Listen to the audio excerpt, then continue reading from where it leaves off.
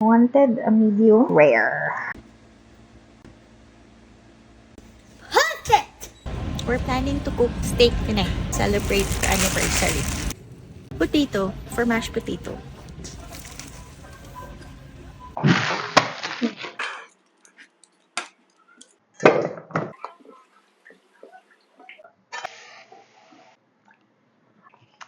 So we have here, wait lang. We'll have our hair up para maayos tayo.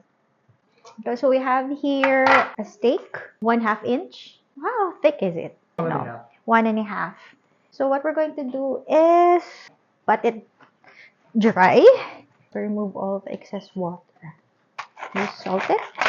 Be generous with your salt and pepper. Wala lang, sinasabi ko lang. Siyempre gusto nyo may lasa yung steak nyo, diba? Then we'll do it on the other side. What cooking show? Don't forget on the sides as well. So then you have to just rub it. Make sure na nandun lahat ng lasa sa loob.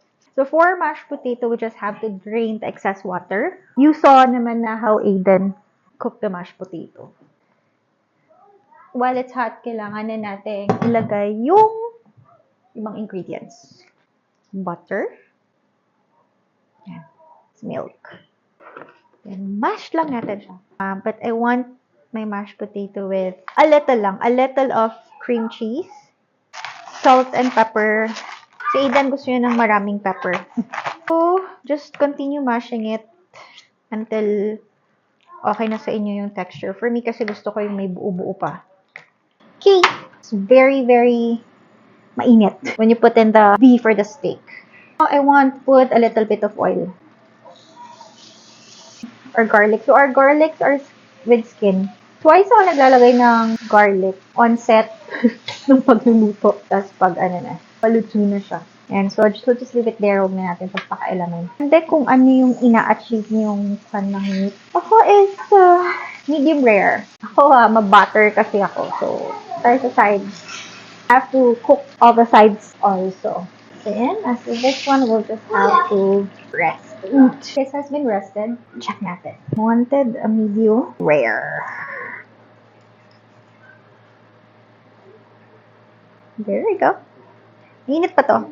We'll just have to put some salt and pepper.